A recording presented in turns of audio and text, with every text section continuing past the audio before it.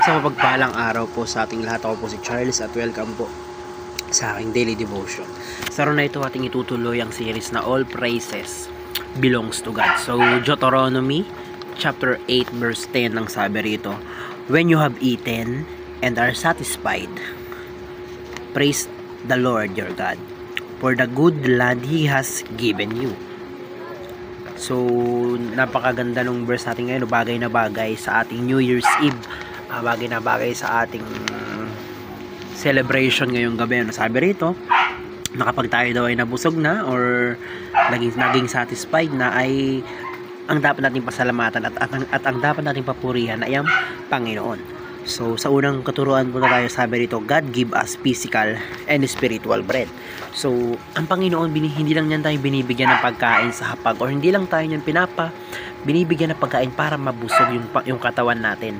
Siya rin yung nagbibigay ng kabusugan or ng pagkain doon sa spiritual natin. So, kapag sinabing physical bread, ito yung mga pagkain, yun, yung sinasabi ng mga nakakabusog. Yung pag sinabing spiritual health, ito yung spiritual bread, ito yung mga bagay or ito yung mga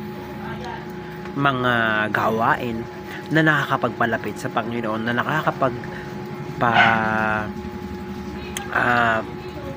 palapit or nakakapagbusog sa spiritual na pamumuhay mo. So, kumbaga dito pumapasok yung pananampalataya or yung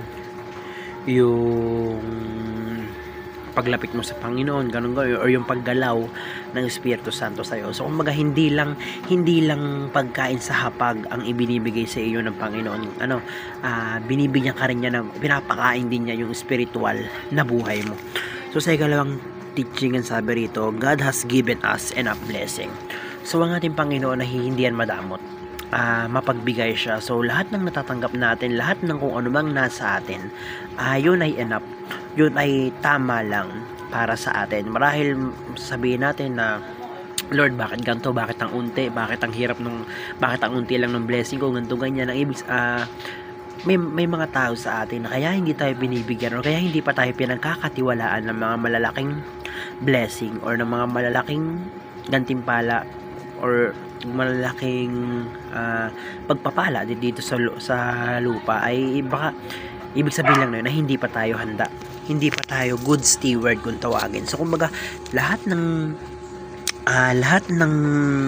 natanggap mo ay yan ay para sa iyo. So, kumbaga, never naging madamot ang Panginoon sa atin. Never nagkulang ang Panginoon sa atin. So, tandaan natin na binigay na nga ng Panginoon yung anak niya. Binigay na ng Panginoon yung kaisa-isang anak niya para mamatay sa atin. So, ano pa yung ipagdadamot niya sa atin? So, yun. Sa ikatlong teaching, ang sabi rito, God is worthy of praise. So, yun na nga, dahil ang Panginoon natin ay mapagbigay at ang Panginoon natin ang nagpro-provide, ang nagbibigay sa atin ng mga pangangailangan natin doon sa mundo, lahat. At ng tinatamasa natin ay galing sa Kanya.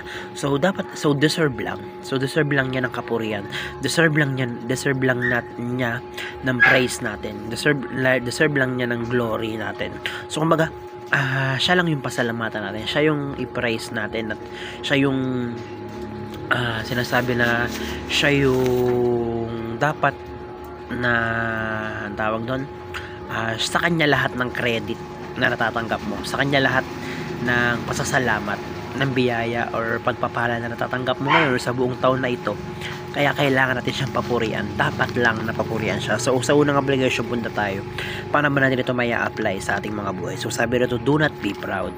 So, lahat ng meron ka man ngayon, lahat ng nakakamit mo ngayon, lahat yan ay sa Panginoon. So, kumbaga pinahiram lang yan sa'yo. Kumbaga binigay lang yan sa'yo ng Diyos. So, wala tayong karapatang magmayabang. Wala tayong karapatan na magmalaki na meron tayong ganito, ako ganito, ako ganyan, meron akong ganito, marami akong pera, marami akong ari-ari, ganan, marami akong pagkain. So, walang dapat ganun. Hindi dapat ganun. Dahil yun nga, yung mga bagay na yan ay sa Diyos yan. Pinagkaloob yan ng Diyos sa iyo. Pero yun nga, Diyos pa rin ang may-ari yan. So, walang karapatan. So, hindi dapat tayo magyabang. Dahil unang-una, walang totoong sa atin or totoong pagmamay-ari natin. So, sa ikalawang application, ang sabi nito, do not forget God's goodness. So yun nga, marahil sa taon na ito, marami tayong pagsubok or marami tayong problema na dumating, or maraming dagok ang dumating sa mga buhay natin. Pero yun nga, huwag nating kalimutan yung goodness ng Panginoon, na kaya ka nabubuhay ngayon, kaya kinakaya mo ngayon dahil mabuti ang Diyos. Kaya nakasurvive ka ngayon, kaya buhay ka pa ngayon 2025, sabihin natin, dahil mabuti ang Panginoon, dahil sa kanyang kabutihan. So, ayun, sa ikatlong application ng sa dito, praise the Lord God for His blessing. So, ayun, tulad ng sabi ko kanina, praise the Lord, na kumbaga, papurihan natin ang Panginoon sa mga blessing na ibinibigay niya sa atin. Dahil yun nga, lahat naman talaga ng bagay ay sa kanya. Wala talaga dito sa mundong ito ang talagang totoong, ang tunay na tayo ang may-ari, dahil lahat nga ng bagay ay sa kanya.